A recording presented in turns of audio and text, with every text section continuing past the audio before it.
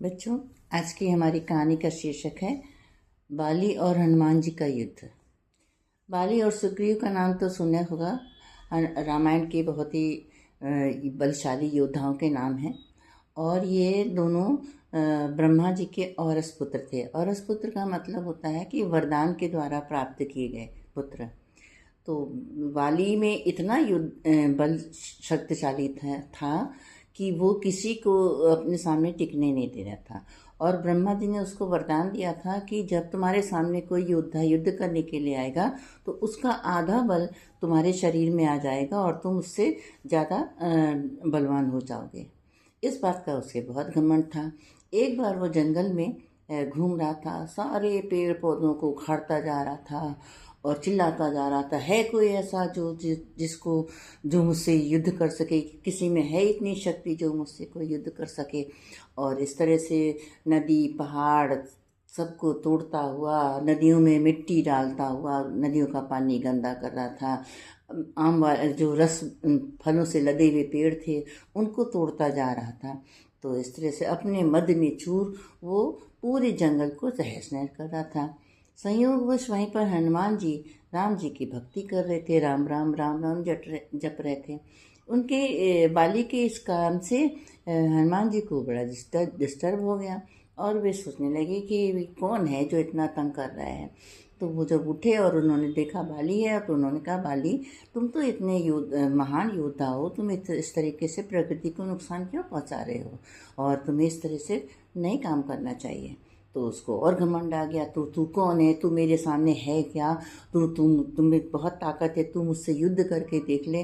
और तू जिसकी भक्ति कर रहा वो क्या है? उसके बारे में तो मैंने सुना ही नहीं और उसका तो नाम ही नहीं मैंने सुना। वो क्या है, कितना बलशाली है? बुलाओ उसको, मैं उससे युद्ध करूँगा।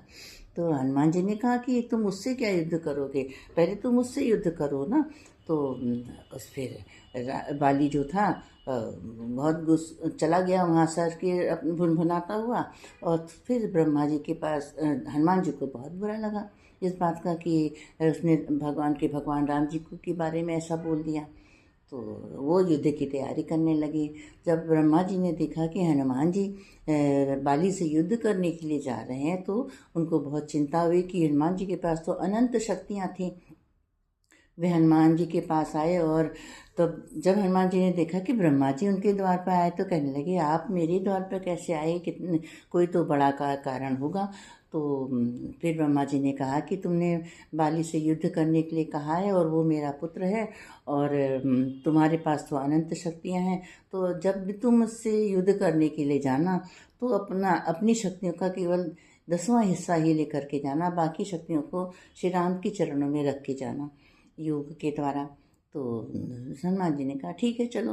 तो इस दिन बाली के दिए हुए समय के अनुसार वो वहाँ पर युद्ध करने के लिए पहुँचे। तो बाली ने एक बहुत बड़े गांव को पूरा अखाड़ा बना रखा था और हनुमान जी को देखते ही ललकारा, आओ मेरे साथ युद्ध करो।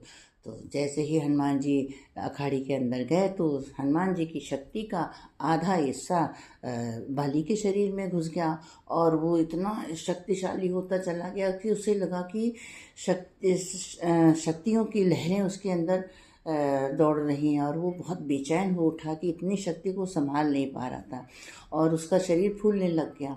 तो और वो ऐसा लग रहा था कि उसका शरीर अभी फट जाएगा। तो वहाँ से तब तक ब्रह्मा जी वहाँ प्रवेश हुए और कहने लगे, तुम यहाँ से जल्दी भागो, जितनी दूर भाग सकते हो तो भागो।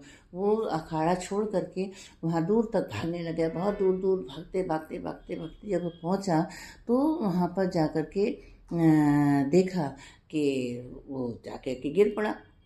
तो फिर ब्रह्मा जी ने कहा कि देखा, मैंने तो हनुमान जी से कहा था कि तो अपनी शक्तियों का 10वां हिस्सा लेकर के आया और उसका आधा हिस्सा तुम्हारे शरीर में प्रवेश किया तो तुम उसके बल को नहीं संभाल पाए, तो हनुमान जी का तुम सामना कैसे कर सकते थे?